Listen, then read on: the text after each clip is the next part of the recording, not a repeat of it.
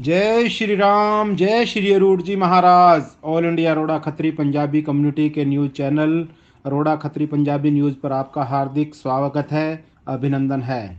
1947 में लाखों शहीद हुए पंजाबियों के पूर्वजों की आकाशवाणी पर आधारित 2009 में स्वामी प्रेम जी ने हरिद्वार में लिखकर सबसे पहले गंगा मां को सुनाया।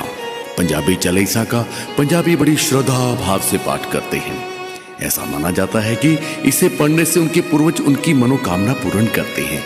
इसी की बदौलत ही पंजाबियों का आज बोलबाला हुआ। पेशे खिदमत गायक राजेश मोंगा द्वारा और संगीतबद्ध किया योगेश बजाज द्वारा पंजाबी चालीसा। आओ मिलकर याद करें कुर्बानियों का वो संसार जिनके कारण आज हम हैं और हमारा परिवार। सुनाए चालीसा सबको, करे पूर्वजों का सत्कार,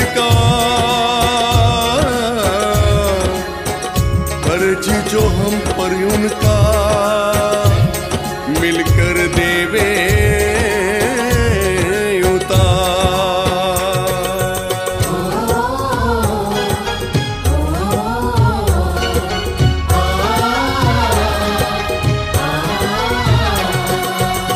जय जय पूर्वज हमारे, हम नन्हे बालक तिहारे। देश को तुमने आजाद कराया, अपना सब कुछ तुमने लुटाया।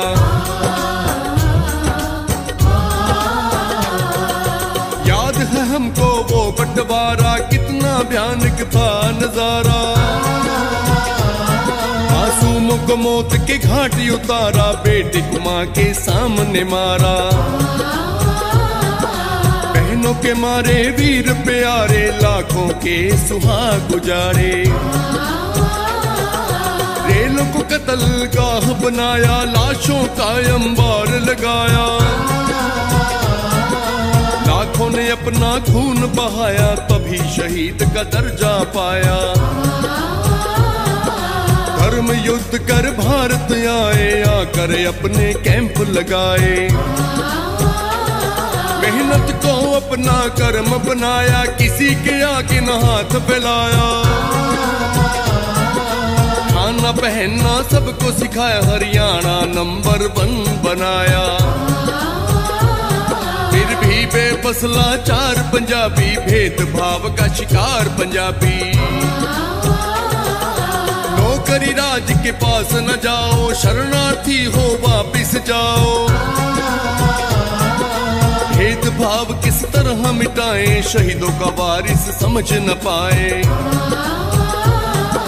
सोच रहा था मैं ये भाई, पूर्वजों से आवाज इकाई। सुन लिया है दर्द तुम्हारा, भेज दिया है तारनहारा। वर्षों से वो रहा ललकार, बन के तुम्हारा पहरेदार। अवतार लिया कुरुक्षेत्र में उसने, महाभारत के युद्ध क्षेत्र में।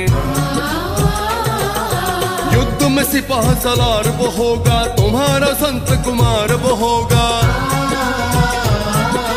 जुल्म से लड़ने की जांच सिखाई, धर्म पे चलने की राह बताई। जद्दोजहद में कथा लिखवाई, पुस्तक नहीं है गीता भाई। जद्दोजहद का जो पाठ करेगा, हरियाणा पे राज करेगा।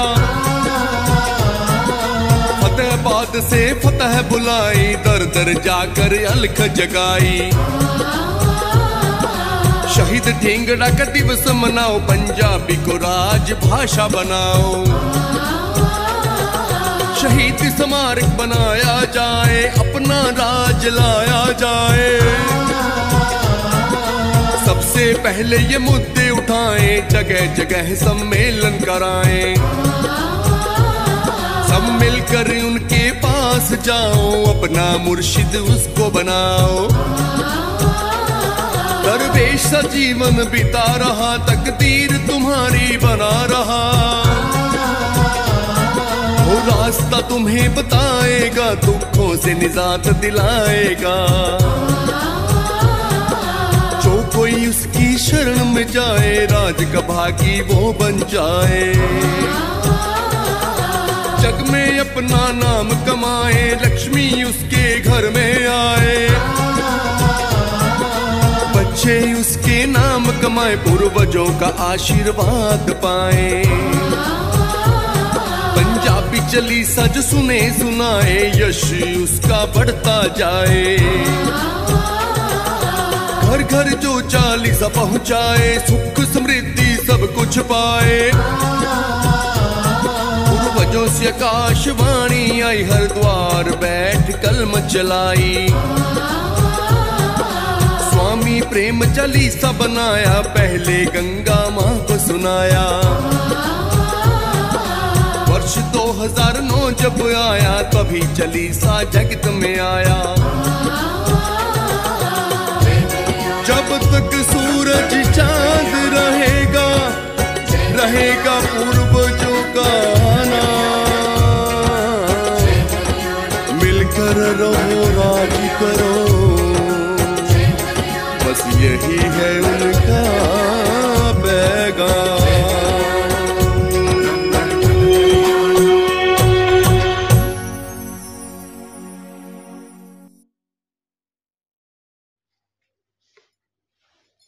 भारत माता की जय।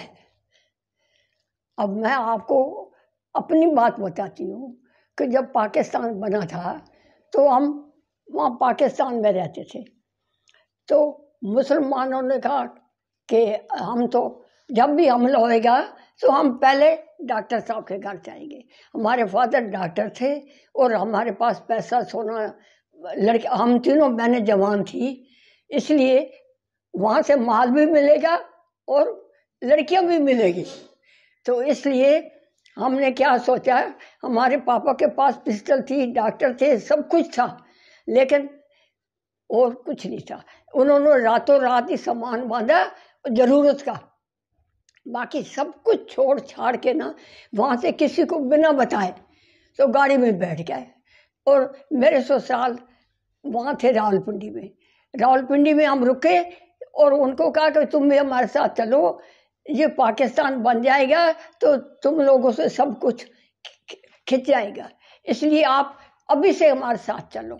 उन्होंने कहा हमारा तो यहाँ दुकानें हैं, मकान है, रावलपिंडी में हमारा बिजनेस है, आप लोग अपनी बच्चियों को लेके जाओ, वो नाजक पली हुई हैं, लेकिन हम तो जब हमला करेंगे ना तो हम गुरुद्वारे जाके बैठ जाएंगे और जब हमला खत्म होएगा तो हम वापस आ जाएंगे अपने घर। सब कुछ हम तो छोड़ छाड़ के कहाँ भिखमंगे होके कहाँ जाए हम।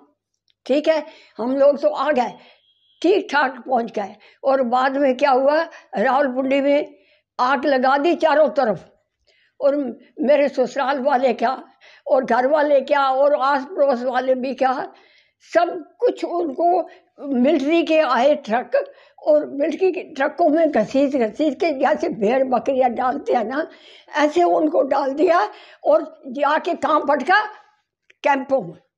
और कैंपों में छोटे छोटे बच्चे, मेरे नंद के गोदी में बच्चे थी, जिठानी की गोदी में बच्ची थी, वो बेचारी रास्ते में उनको मर गए। दूध नहीं मिला, खाना नहीं मिला, और ऊपर से पैकेट देखते रहे, ऊपर से पैकेट देखते रहे, भाई कुछ आएगा तो हम खाएंगे, कुछ आएगा तो खाएंगे। ये तो अच्छा हुआ कि मेरी सास सियानी थी, उससे निकलते समय पूरे घर में 1300 रुपए मिले, 1300। तो वो उसने ना अपने जेब में डाल दिए, भाई रास्ते में जरूरत पड़ेगी तो हम काम में ले लेंगे। बाकी सब कुछ छोड़ छाड़ के, बर्तन बिस्तर कपड़े सब कुछ छोड़, और 6 महीने वहाँ कैंपों में रहे, टिक्के खाते रहे। ना कभी अनाज मिल रहा है, कभी रोटियां मिल रही हैं, जैसे आप देखते हैं।